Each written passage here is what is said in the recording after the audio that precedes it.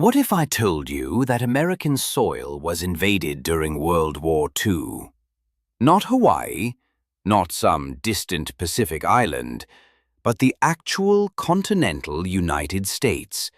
And most Americans have no idea it ever happened. June 1942.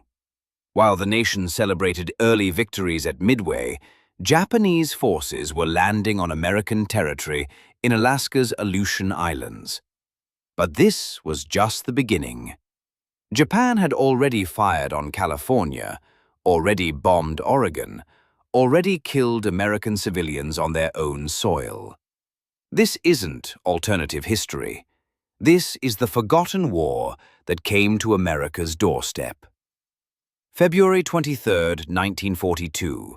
Just 10 weeks after Pearl Harbor, a Japanese submarine surfaces off the coast of Santa Barbara, California. The I-17, commanded by Kozo Nishino, had traveled over 5,000 miles for this moment. At 7:15 p.m., the submarine's deck gun opens fire on the Elwood oil field. 17 shells scream toward American soil. The West Coast, supposedly safe, supposedly untouchable, was under attack. Then came Fort Stevens in Oregon. June 21, 1942. The Japanese submarine I-25 bombards a U.S. military installation. It's the first attack on an American military base since the War of 1812. Soldiers scramble to positions. Searchlights sweep the darkness, but commanders make a controversial decision. Don't return fire. Don't reveal our gun positions. The psychological impact was immediate. If submarines could strike California and Oregon, nowhere was safe. But submarines were just the opening act. Japan had something far more ambitious, something that sounds like science fiction. Over 9,000 incendiary balloons launched from Japan, designed to ride the jet stream 6,000 miles across the Pacific, to rain fire on American forests and cities. They called it Fugo. And it worked. These weren't simple balloons.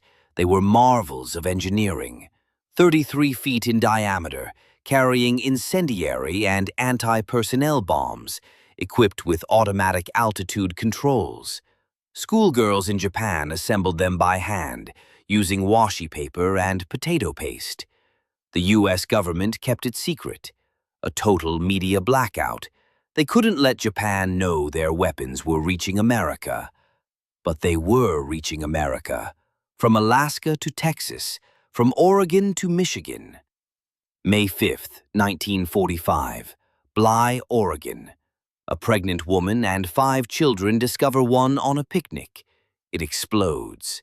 6 Americans dead, the only combat casualties on the continental U.S. mainland during World War II. Japan never knew. The silence robbed them of their psychological victory. While balloons drifted silently overhead, Japan executed something bolder, a full-scale invasion of American territory. June 1942. Japanese forces storm the Aleutian Islands, Attu and Kiska, Alaska. For the first time since the War of 1812, foreign troops occupy American soil. Nearly a year they stayed, building bases, fortifying positions, standing on United States territory. Some historians argue it was a diversion for Midway. Others say Japan wanted to block any Soviet-American alliance through Alaska. Whatever the reason, the message was clear. America was vulnerable. The Battle of Attu in May 1943 became one of the war's bloodiest fights. Brutal, freezing conditions, hand-to-hand combat in the fog. When American forces finally retook it, they discovered the entire Japanese garrison had fought to the death. Only 28 prisoners, out of 2,900 defenders. So why didn't Japan push further? Why not California? Why not a full mainland invasion? Logistics, distance, resources. Japan's empire was already stretched impossibly thin. Every ship, every soldier, every bullet was needed elsewhere. The attacks on America weren't about conquest, they were about psychology, about proving that the mighty United States could be touched. But there was another calculation. Japanese military planners knew that any major invasion would awaken something terrifying: American industrial might and an armed civilian population. After Pearl Harbor, gun sales in America skyrocketed. Coastal defenses multiplied overnight. But imagine for a moment they had tried. What would Operation Invade America have looked like? Intelligence reports after the war revealed Japan had studied the U.S. West Coast extensively. Submarine reconnaissance mapped beaches, identified infrastructure, noted defenses. They even considered using their aircraft-carrying submarines to launch surprise air raids on cities. The plan would have been suicide. Even a small landing force, say 50,000 troops, would need supply lines stretching 5,000 miles across hostile ocean. Every ship, every convoy, vulnerable to American submarines and air power. And waiting on those beaches wouldn't be unprepared defenders, but millions of armed Americans. Japan understood this. Their attacks were pinpricks, not invasions. Psychological warfare, not territorial conquest.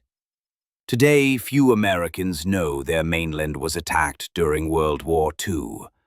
The balloon bombs are museum curiosities. The Aleutian campaign barely makes textbooks. The submarine attacks are footnotes. But for those who lived through it, the families evacuated from coastal areas, the soldiers who fought in Alaska's frozen hell, the 6 victims in Oregon, it was terrifyingly real. Japan's campaign against the U.S. mainland was ultimately futile. But it shattered an illusion that America was untouchable, that geography alone could protect us, that war was something that happened over there. For 14 months, from February 1942 to September 1943, Americans on the West Coast scanned the horizon for submarines and listened for air raid sirens. Enemy forces walked on American soil. Enemy weapons fell from American skies. It was the secret war most forgot. But it happened, and it's time we remembered.